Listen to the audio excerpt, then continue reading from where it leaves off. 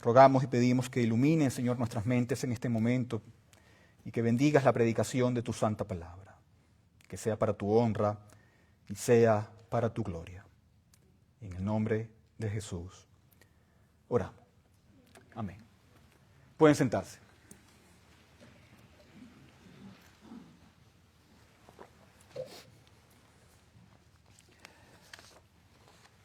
Ahora, las últimas semanas he leído mucho el libro de Eclesiastés y leído mucho de este libro.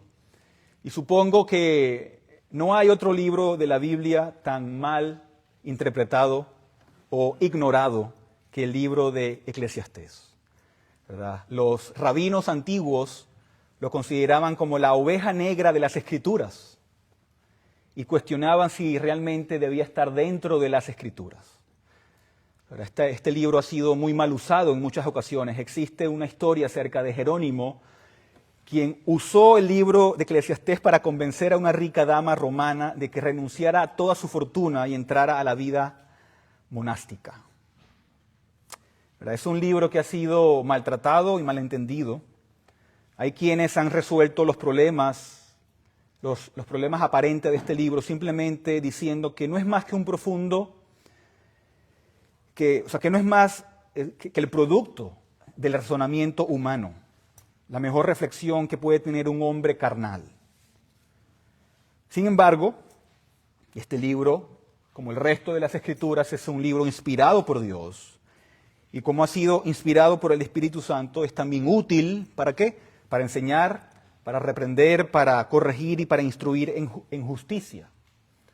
De manera que si seguimos su exhortación, estaremos plenamente capacitados para toda buena obra. Y este libro declara cuál debe ser la filosofía de la vida. Esa filosofía que guía a todo verdadero creyente en el Evangelio de Jesucristo. Y si el mensaje no se aplica, si el mensaje de este libro no se aplica, me atrevo a decir que el verdadero propósito y el significado de la vida permanecerá siempre como un misterio entonces. Y las frustraciones de la vida no harán más que subir y aumentar y llevar el alma al desaliento. ¿Verdad? El predicador identifica la vida como una vanidad. Una y otra vez lo declara al principio y al final del libro, como leímos. Todo es vanidad, vanidad de vanidades, suspiro de suspiros, todo es un soplo, dice el predicador, ¿verdad? La idea del soplo indica que todo en la vida es muy breve, se acaba muy rápido. Por lo tanto, nos dice el predicador que si buscamos encontrar el sentido de la vida y hallar contentamiento en las cosas de este mundo, en las cosas terrenales, estamos mirando entonces en el lugar equivocado, ¿verdad? Una visión correcta de la vida requiere una visión correcta de la eternidad y de ese Dios eterno, que es el único capaz de cumplir nuestras verdaderas necesidades en esta vida. ¿Verdad? Y el mensaje de Eclesiastés es una de buena noticia, ¿verdad? Una buena noticia para toda persona que piensa que no es posible hallar felicidad en este mundo.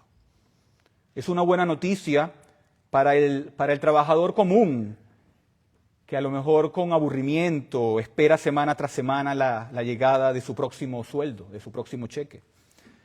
Este mensaje es una buena noticia para el hombre pensador que constantemente se pregunta quién es y cuál es el significado de la vida.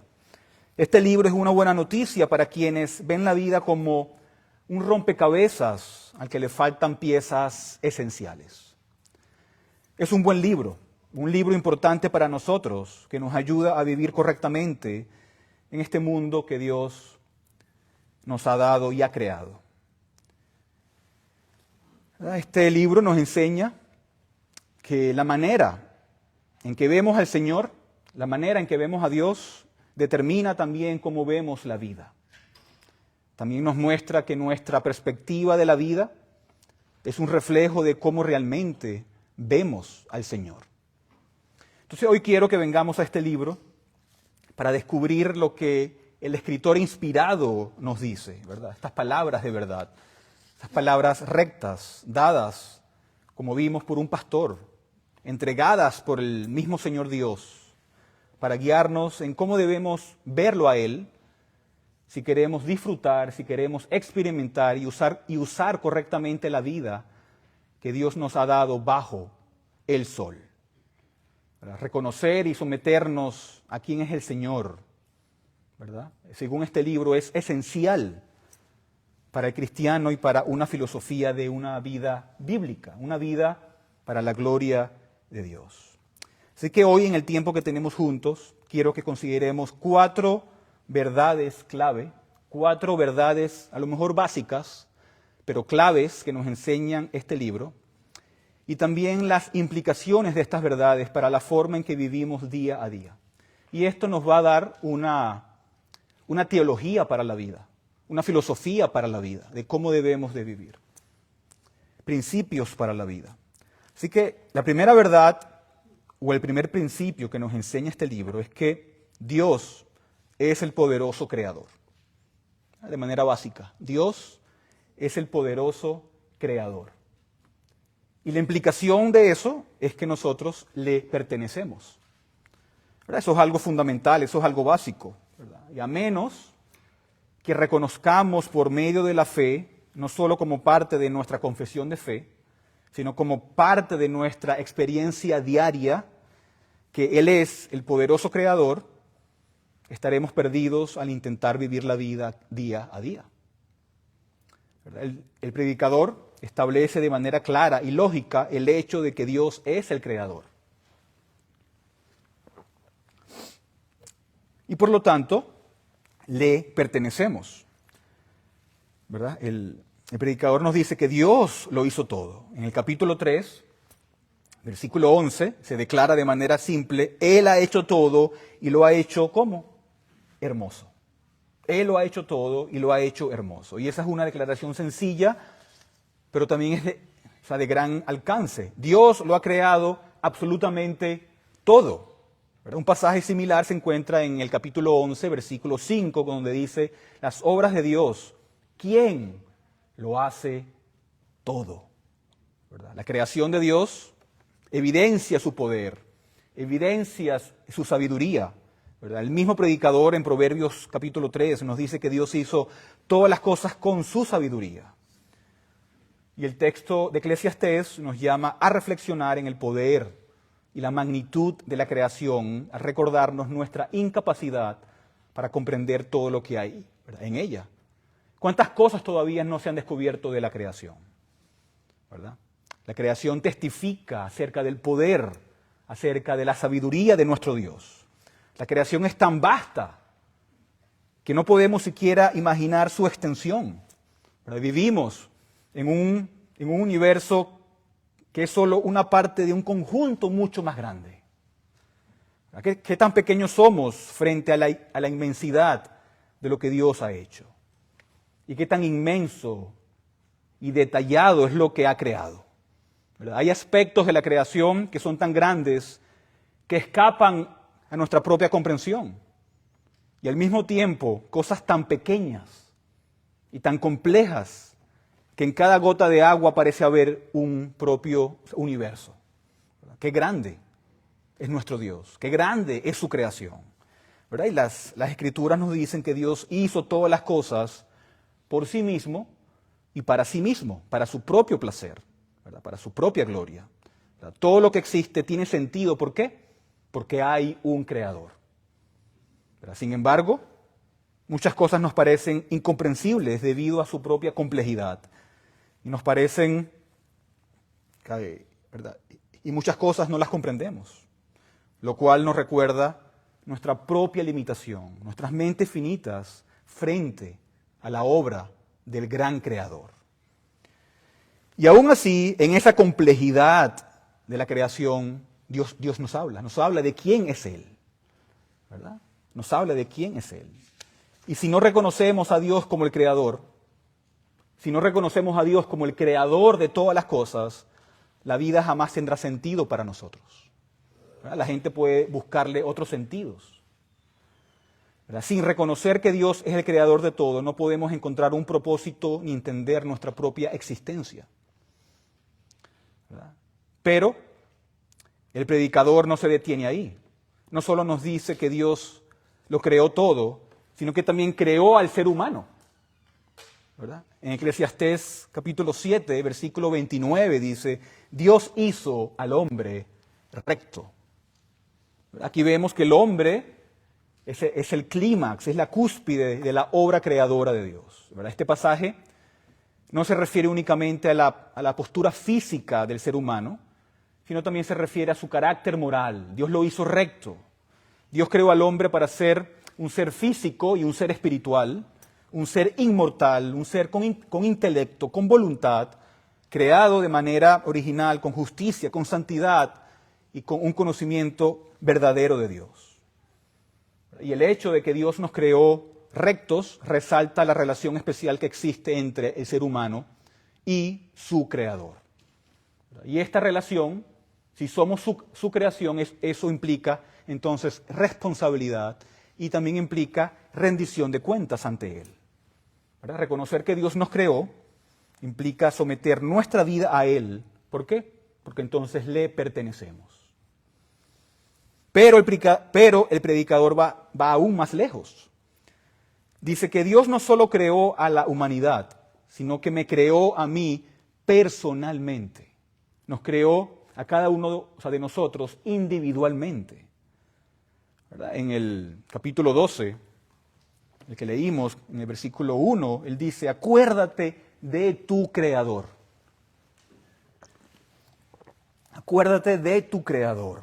¿Verdad? Y eso implica traer a la mente la realidad de que Dios es mi Creador.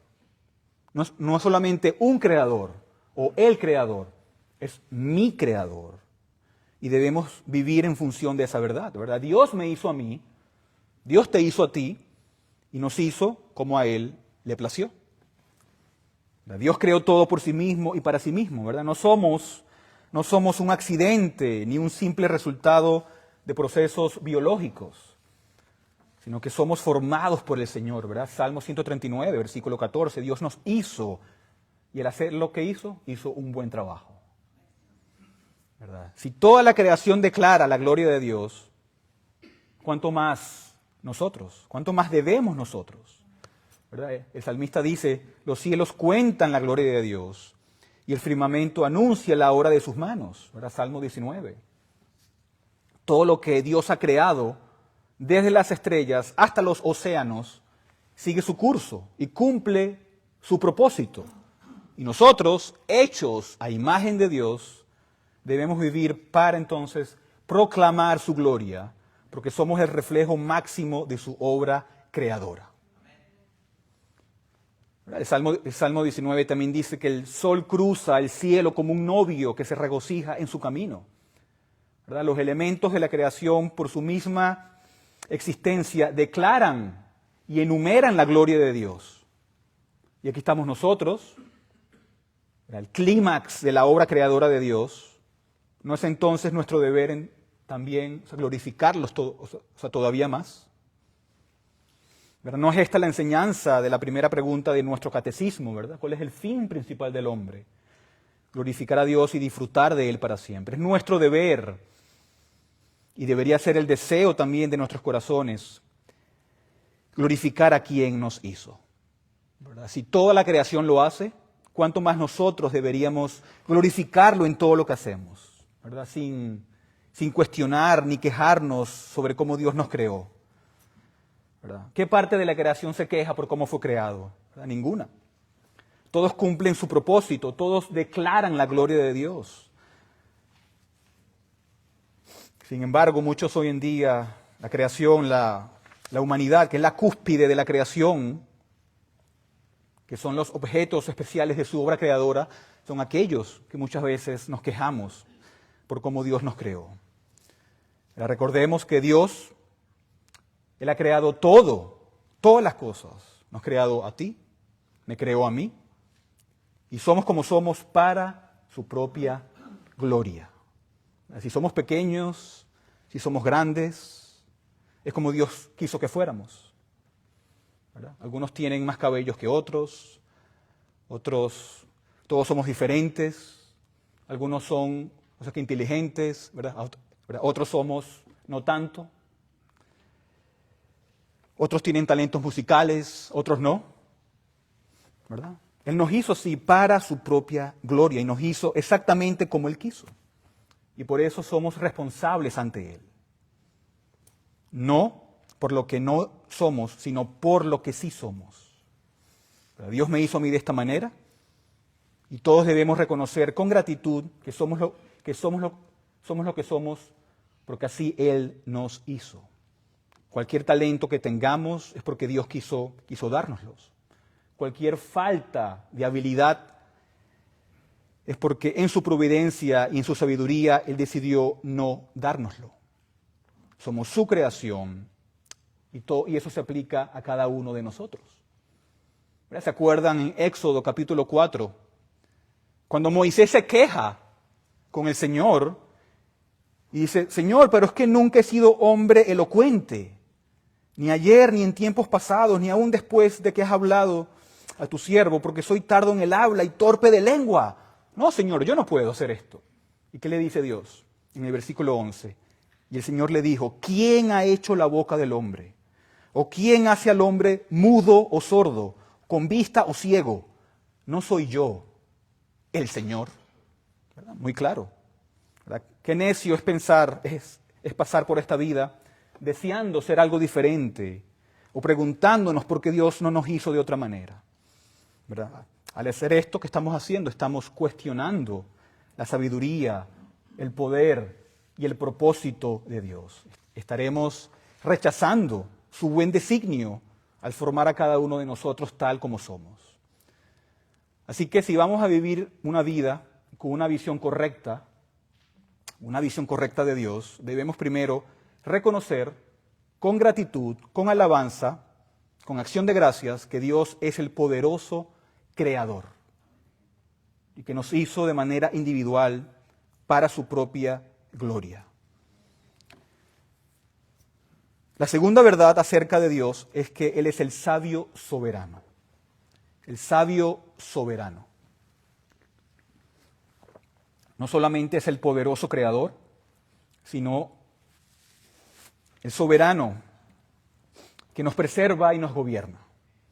En la Confesión de Westminster dice que las obras de providencia de Dios son su santa, sabia y poderosa preservación y gobierno de todas sus criaturas y sus acciones, para la gloria de su nombre y para nuestro bien.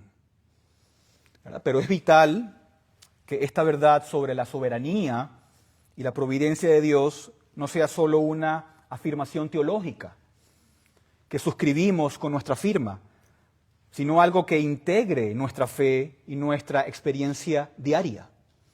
¿Verdad? Creer realmente en la providencia de Dios y en su soberanía transforma completamente nuestra perspectiva de la vida. ¿Verdad? Para disfrutar la vida y aprovecharla como Dios manda, debemos reconocer que Él es el soberano sabio. Eclesiastés 9, en el versículo 1, nos dice que todo está en la mano de Dios.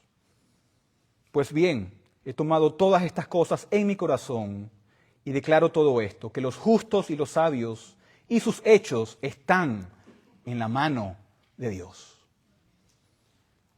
Eclesiastés 3, versículo 14 dice, sé que todo lo que Dios hace será perpetuo, no hay nada que añadirle y no hay nada que quitarle. Dios ha obrado así para que delante de Él teman los hombres. Eso significa que el propósito de Dios es claro y no puede frustrarse. Dios es soberano y todo está bajo su control. Eso implica que nuestros tiempos están en su mano.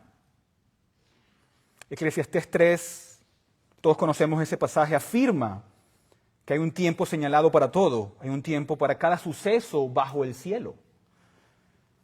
¿Verdad? Allí encontramos 28 tiempos específicos, 14 pares de expresiones opuestas. Tiempo para nacer, tiempo para morir, tiempo de llorar y tiempo de reír. ¿Verdad? Lo que indica que mis tiempos están en la mano de Dios. Él es quien determina cuál es el tiempo de llorar y cuál es el tiempo de reír. ¿Verdad? Y el versículo 11 declara, Él ha hecho todo, ¿cómo? Apropiado. Él ha hecho todo apropiado a su tiempo. ¿Verdad? Dios ha hecho que todos los tiempos de nuestra vida sean apropiados según su plan. Si sufrimos, es porque es apropiado. Si nos gozamos, también. ¿Verdad? Las cosas en la vida no ocurren al azar. No somos paganos, ¿verdad?, o creyentes en un destino ciego. Creemos en un Dios soberano y sabio que declara el fin desde el principio y opera en todo momento para cumplir su propósito eterno. ¿Verdad? Los eventos de la vida no son meras coincidencias, sino parte de un plan divino perfectamente orquestado. ¿Verdad? Y es crucial aprender de cada etapa y de cada circunstancia. ¿Verdad? Por ejemplo, hay un tiempo de llorar. Algunos piensan que en creer en la soberanía de Dios nos debería impedir llorar en medio de las dificultades, pero eso no es verdad. Dios en su providencia ha dispuesto momentos de llanto y momentos de alegría.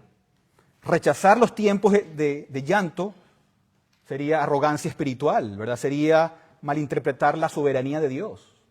Llorar cuando es tiempo de llorar es un acto de confianza en Dios, tanto como reír cuando es tiempo también de reír. ¿Verdad? Cada tiempo de nuestra vida tiene un propósito en los planes de Dios. Esto significa que no hay mejor tiempo, no existe mejor tiempo para vivir que el presente. Dios ha determinado que este es el mejor tiempo para que tú y yo vivamos el presente sin añorar el pasado. ¿Verdad? Un versículo que me gusta mucho, Eclesiastés 7, versículo 10, que dice, nunca digas, ¿cuál es la causa de que los tiempos pasados fueron mejores que estos? Porque nunca de esto preguntarás con sabiduría. ¿Verdad? No es sabio, dice Dios, el añorar el tiempo pasado. ¿Verdad? Eclesiastés 7:10 nos exhorta a no caer en la nostalgia de añorar ese pasado que nos impide vivir con sabiduría en el presente. ¿Verdad? La pregunta es, cuando nos preguntamos, ¿por qué los tiempos pasados fueron mejores? Eso refleja una actitud de descontento que puede cegarnos a lo que Dios hace hoy con nosotros. ¿Verdad? Salomón nos recuerda que este tipo de pensamiento carece de un discernimiento espiritual. Porque ¿qué hace? Desconoce la soberanía de Dios, rechaza la soberanía de Dios, rechaza la sabiduría de Dios sobre el presente. ¿Verdad? En lugar de lamentarnos por lo que ya no es o por lo que está atrás, ¿qué debemos hacer? Debemos confiar en que Dios sigue obrando, que nos está guiando en cada temporada, con la certeza de que Él es el mismo ayer, hoy y siempre. ¿Verdad? La verdadera sabiduría consiste en vivir el presente con fe y con gratitud, reconociendo que Dios tiene un propósito perfecto, incluso en los tiempos difíciles. El tiempo de nuestro nacimiento fue determinado por la mano soberana de Dios. Para Dios no existen nacimientos prematuros, ¿no? Desde la perspectiva divina. Aunque desde el punto de vista humano algunos nacimientos son considerados antes de tiempo, para Dios todo está perfectamente programado. Así como Dios determinó el día de nuestro nacimiento, también ha determinado el día de nuestra propia muerte. No conocemos ese día, no queremos conocerlo, pero llegará en el momento exacto en que Dios ha establecido. Para tiempo de nacer y tiempo de morir. Todo está en las manos de Dios. Y debido a que nuestro Dios es sabio y es soberano, sería entonces insensato, ¿verdad?, desear vivir en otro tiempo, sino en el presente. Cuán necio es el añorar los buenos tiempos del pasado. Debemos confiar en que este momento es el tiempo que Dios ha decretado para nosotros. Y debemos vivirlo con fe y con gratitud. Nuestro Dios es un Dios sabio y soberano. Y nuestros tiempos están entonces en sus manos. Él nos preserva y nos gobierna con santidad y con sabiduría. Obviamente hay lecciones del pasado, ¿verdad? El pasado nos enseña muchas lecciones, pero ya no vivimos en él, vivimos en el presente. Este es el mundo y el tiempo en el que Dios nos ha puesto ahora. Aprendemos de la historia, como estamos estudiando los domingos en la mañana, pero debemos servir al Señor y vivir para Cristo, ¿cuándo? Ahora. Ahora. Sin importar cuál sea el momento, ¿verdad? Estoy seguro que hoy en día muchos están en ese tiempo de lágrimas, cuando otros están en tiempos de risas. Pero de algo puedes estar muy seguro. Ya sea que estés en tiempos de llorar o de reír, es el tiempo que Dios ha determinado para cada uno de nosotros.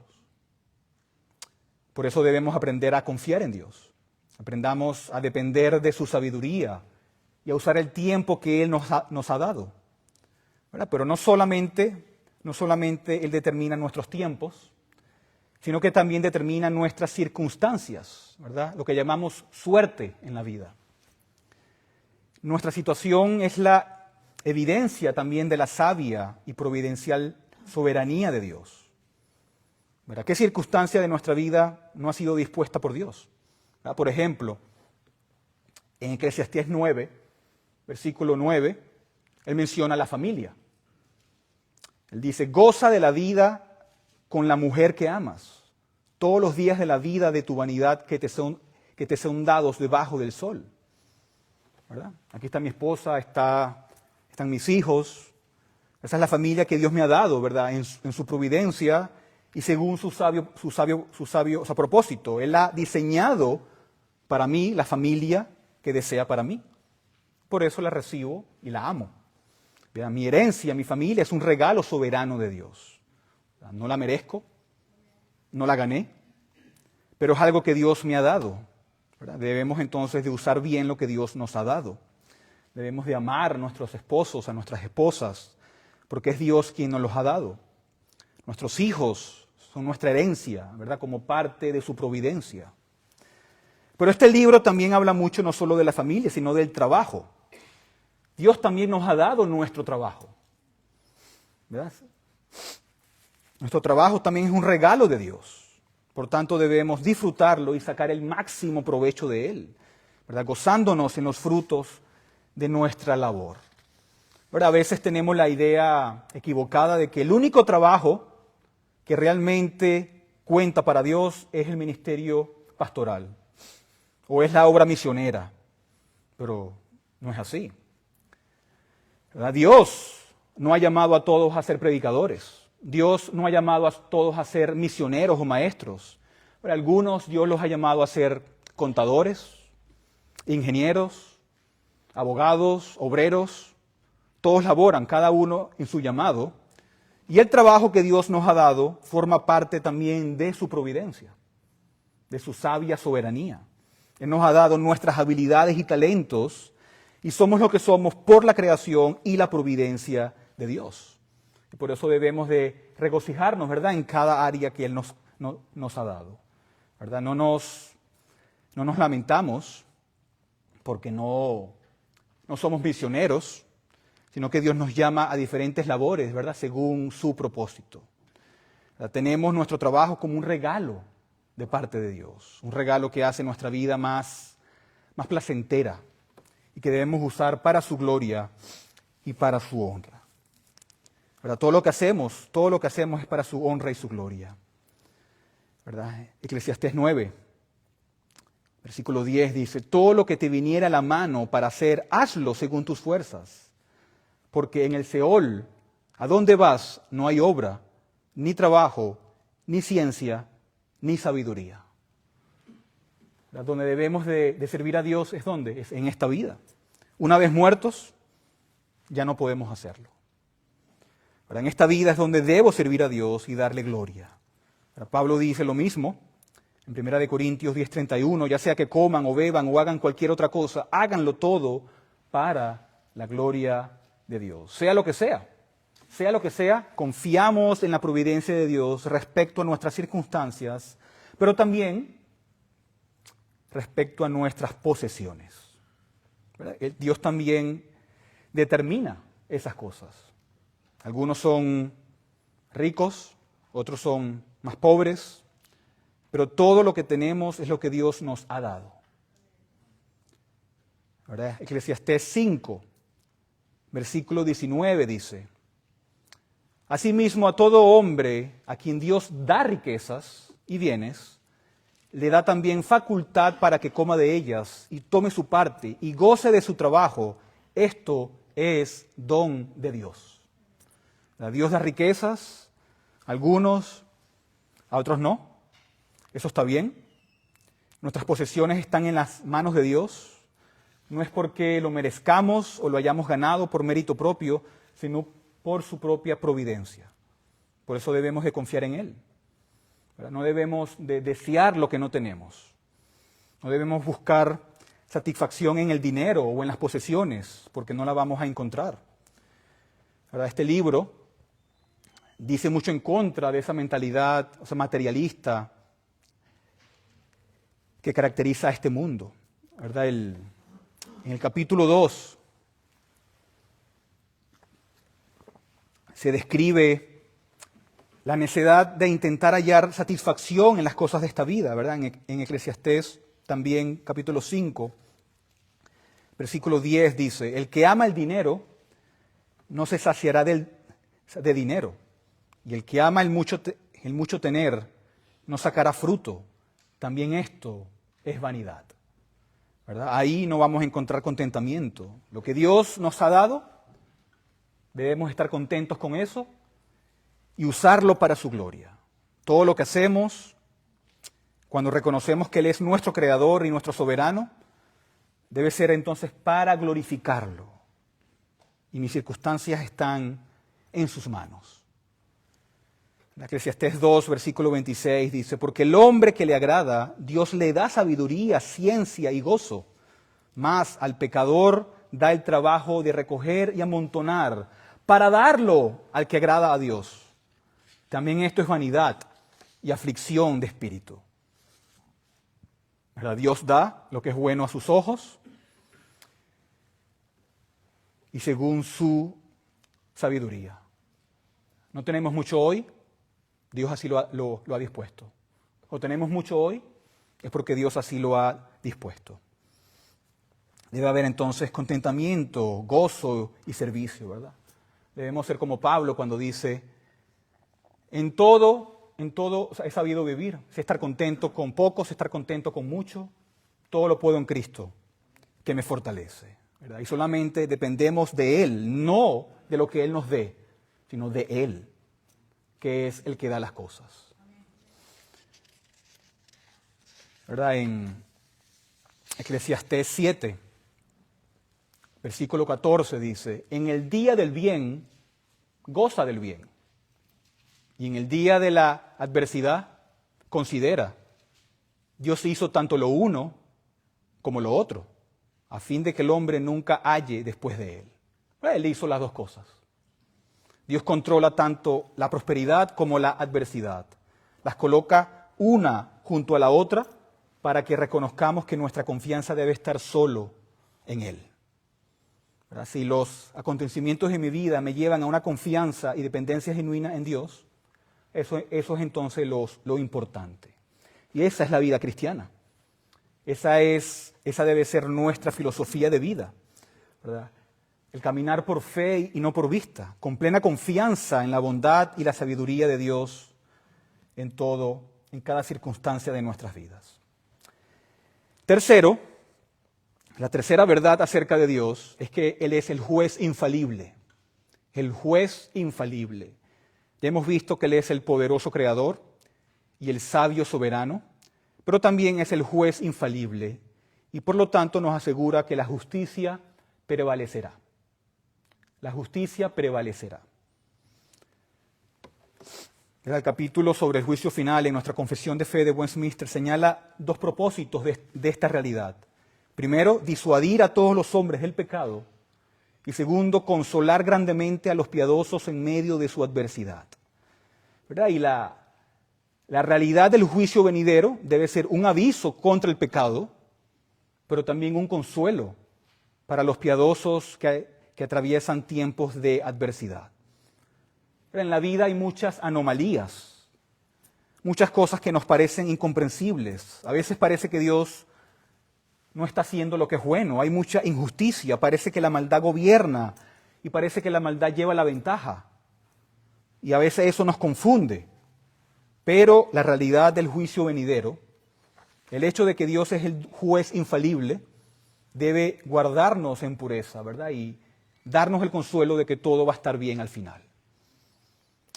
Y el juicio de Dios lo abarca completamente todo.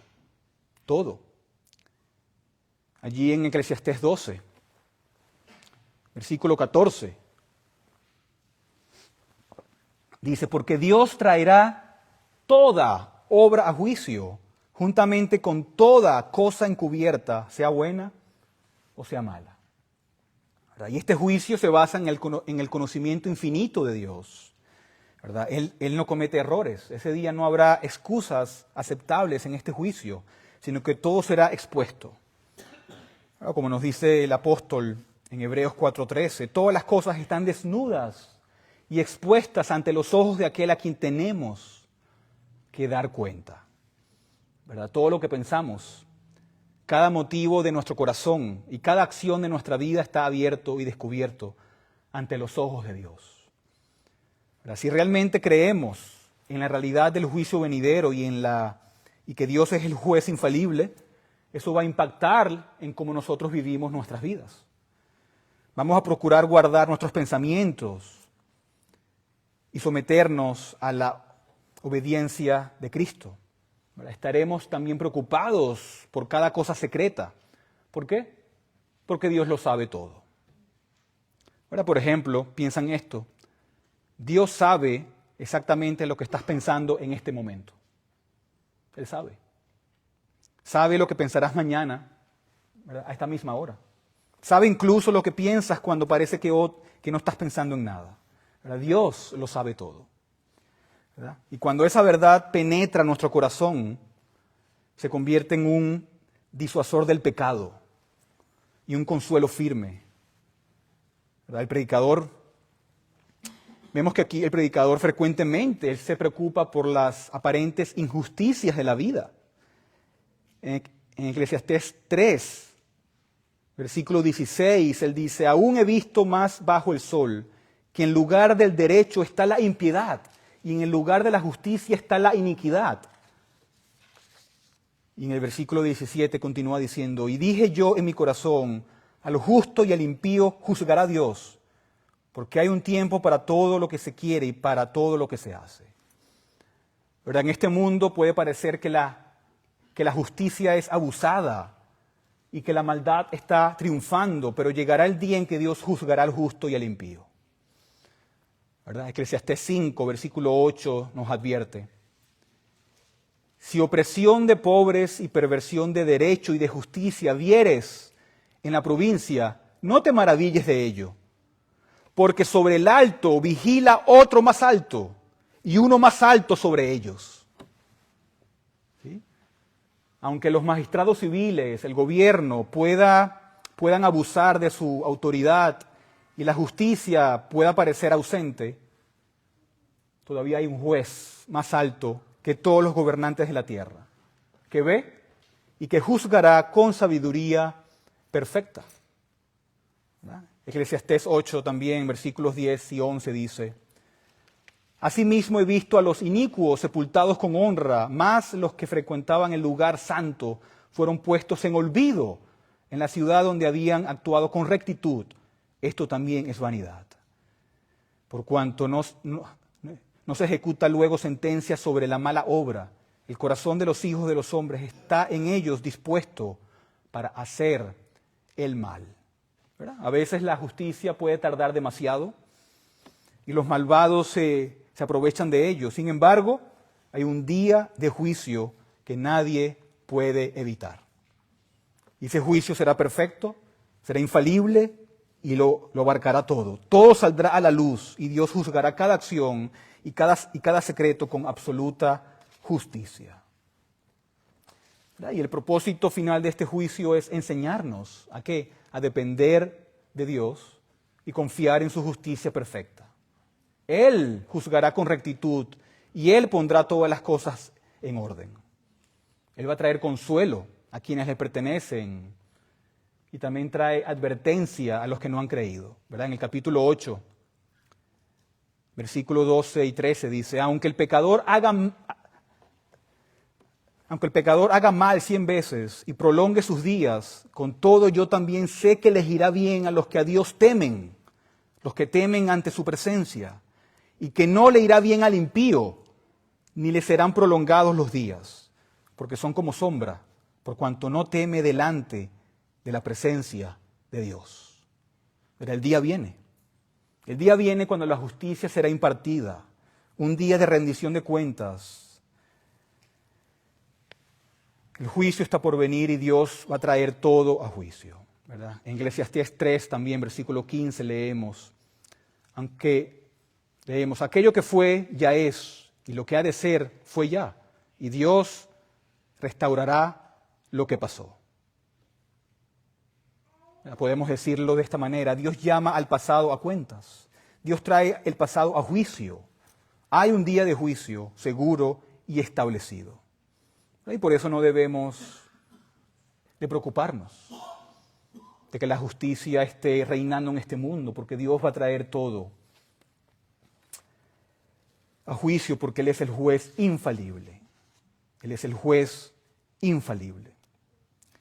Y por último, la última verdad que quiero destacar es que Él es la realidad suprema. Dios es la realidad suprema.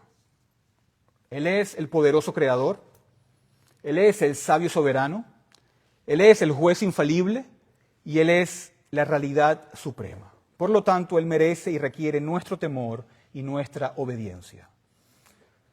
El predicador dice en 12:13, teme a Dios y guarda sus mandamientos, porque esto es el todo del hombre. ¿Verdad? Teme a Dios. ¿Por qué? Porque Él es la realidad suprema. ¿Verdad? Y ese es el secreto de la vida, temer a Dios. Esto resume todo lo que hemos dicho hasta este momento. Dios es real. Dios es real. Él existe. Él es la realidad suprema y Él es la realidad absoluta. Y debemos vivir conscientes de esa realidad. Muchos ven a Dios como muy lejano, como una fantasía, como algo que no existe. Pero este libro nos enseña muchas cosas. Y una de ellas es esta, que Él es real. ¿Verdad? Y por eso debemos de conocerlo, debemos de temer a Dios. Ahora sí, hay muchas cosas que son misterios en esta vida. Pero hay algo que sí podemos y debemos conocer, y es la realidad suprema de Dios. La solución a todos nuestros problemas es temer a Dios y obedecerle. Temer a Dios y obedecerle. El temor a Dios implica vivir conscientes de Dios. Tú no puedes temer a lo que no estás consciente de eso. Cuando estás consciente de Dios es cuando le temes. El temor de Dios es vivir con plena conciencia de Él. Y si vivimos conscientes de su realidad, entonces eso va a afectar todo lo que hacemos. ¿Verdad? Eclesiastés 3, del 11 al 14, nos recuerda que hay muchas cosas en la vida que no podemos entender. Y eso está bien.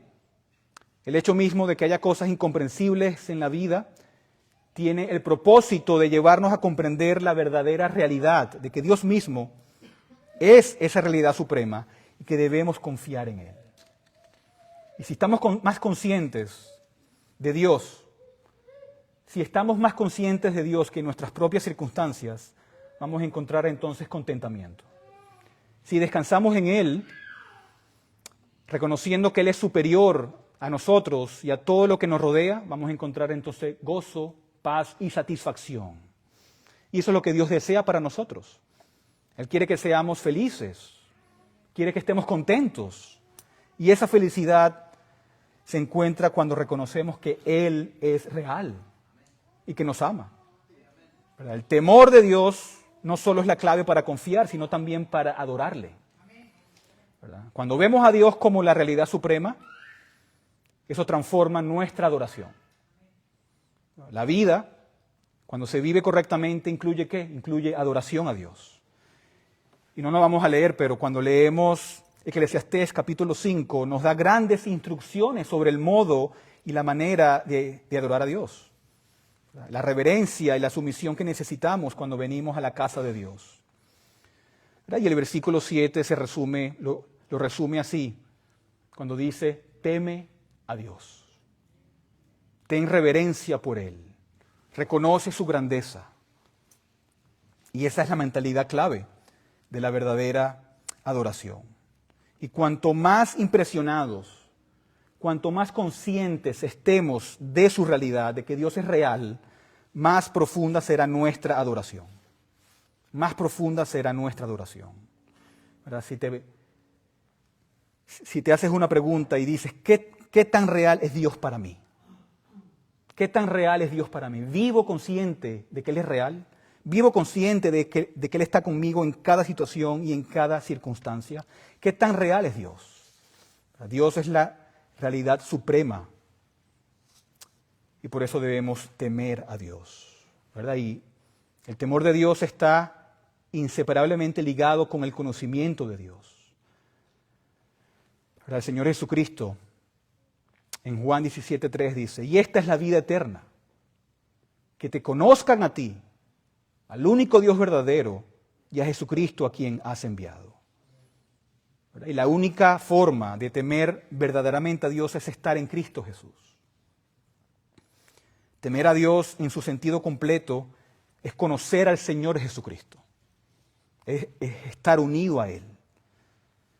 ¿Verdad? Es la única respuesta que podrá sostenernos en el día del juicio. ¿Cuál? Conocer a Cristo. Cristo es el principio, el medio y el fin de todas las cosas. Y es lo que nos ayuda a vivir una vida para su gloria. Así que, este libro tan importante de las Escrituras nos enseña cómo vivir cada día con una perspectiva correcta de Dios. Si pasamos por la vida descontentos, quejándonos, es porque no estamos viendo a Dios como debemos. ¿Verdad? Esa es la cuestión fundamental. Si la vida nos parece un caos, es porque Dios no está en nuestra visión. No estamos viviendo conscientes de Él. ¿Verdad? Ver a Dios como Él se ha revelado, verlo como merece ser visto y vivir con esa realidad en el corazón pone nuestra vida en la perspectiva correcta. Tal vez nuestras circunstancias no cambien, pero veremos nuestra vida tal como es. La voluntad, el propósito y la bondad de Dios para nosotros. Pero nuestro Dios es un Dios bueno, así que alegrémonos y reconozcamos cada evidencia de su bondad hacia nosotros. Amén. Oremos. Oh Señor Padre Celestial, te damos gloria y honra y te adoramos, Padre, esta mañana. Y gracias por este gran libro que has dejado en tu santa palabra. Libro que nos enseña, que nos exhorta, que nos instruye a vivir con estos principios bíblicos, a reconocerte como el gran creador, como el soberano, oh Padre, como el que tiene control de cada una de nuestras circunstancias, Señor. Como aquel que mueve todas las cosas en nuestras vidas, como aquel que existe más que las cosas que podemos ver con nuestros ojos. Tú eres ese Dios. Ayúdanos, Señor, a verte a través de la fe, a vivir conscientes de tu presencia y conscientes de que estás con nosotros en cada momento. Ayúdanos, oh Padre, a pesar de nuestras circunstancias, a vivir para tu gloria, a estar contentos con lo que nos das y no pedir aquello que no nos has dado. Ayúdanos, Señor, a darte gloria y honra, oh Padre, esperando ese día que estaremos cara a cara contigo, Señor, y viviendo contigo por la eternidad.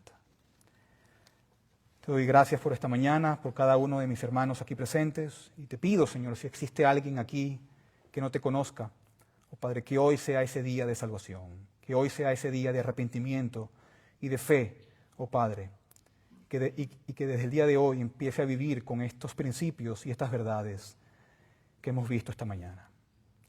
Te damos gracias, Padre, sigue con nosotros al salir de este lugar y que todo lo que hagamos sea según tu voluntad. Y oramos en el nombre de Jesús. Amén.